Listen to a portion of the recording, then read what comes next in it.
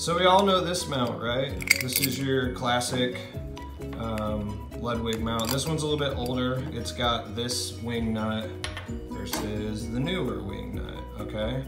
The cool part is these guys are a pretty great design. These fit, you know, your downbeats from, you know, as long as they were using floor tom mounts. I mean, these even work on standard floor toms, on the standard series, the rocker series. I mean, you can buy a rocker kit in some years and get these style lugs with this stuff for next to nothing, man. So it got me thinking, if I'm having problems with this guy sliding on me and these springs, the only problem was, hey, let's get this one. Well, as you can tell, these ain't lining up. Well, I didn't want to put extra holes in this beautiful wrap here, so I thought, with the machinist background, maybe we can modify these. So what I did is I found these parts. And this is basically the guts to this. So you can either find these, or Ludwig actually sells just these. You can get on Reverb and find just these eyelet bolts.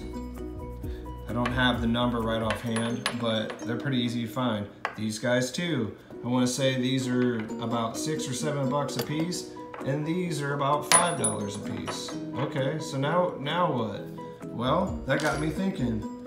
Maybe we'll find some clipper mounts. And what I end up doing is drilling a hole right here. I got a little off center here, but you can tell what I did. I drilled a hole here. I widened these holes because these legs are not as wide as these, because these need to be a little bit wider to put the knurling on there.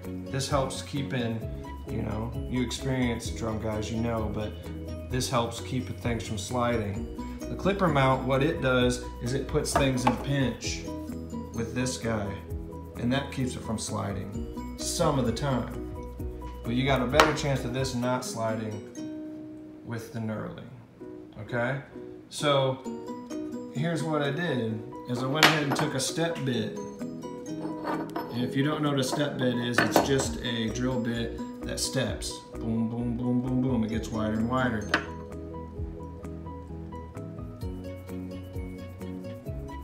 And I took these to the next size up, which happened to be just what these are. Just that size, okay? Then I found the center of this dude. Well, the center of this dude, the center of this guy, now what you have to be a problem is, you see my drill bit slipped.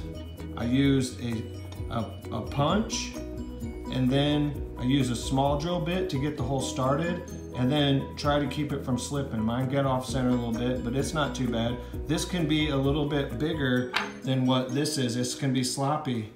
This can be sloppy on this, no big deal.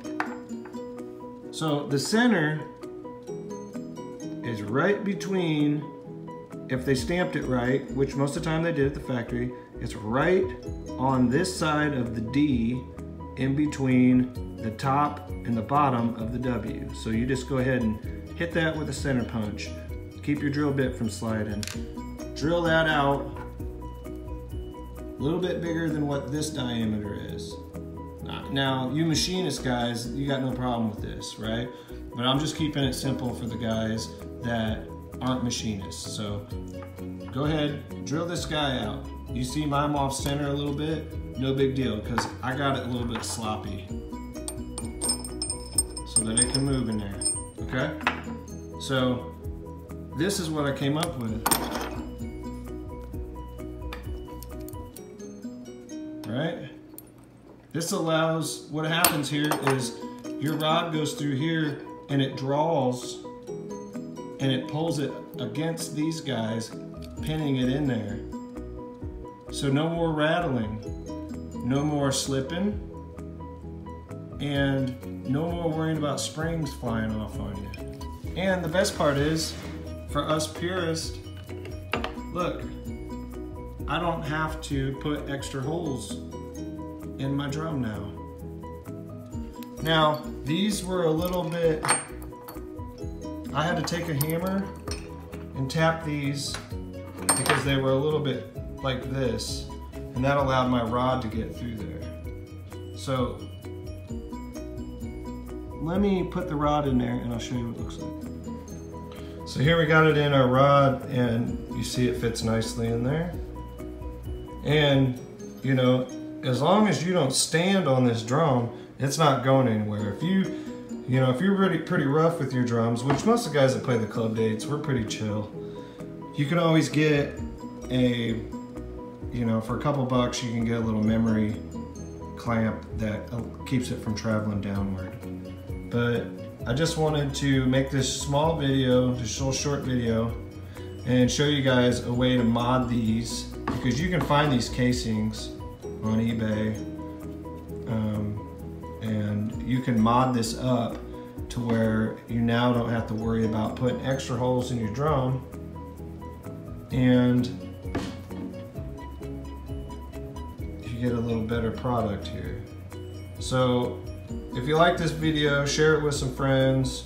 If you have cymbal repair, like I said, normally I'm a cymbal repair guy, so this is, just a trick I came up with. I thought, man, this is pretty cool. I'm gonna share it with everybody here.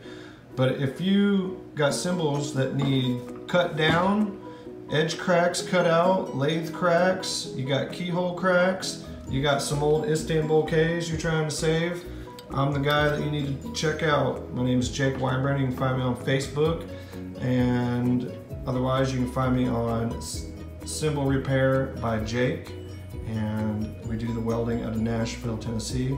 And I look forward to talking to you, and I hope you enjoy the mod, and I hope you give it a try. Have a great day.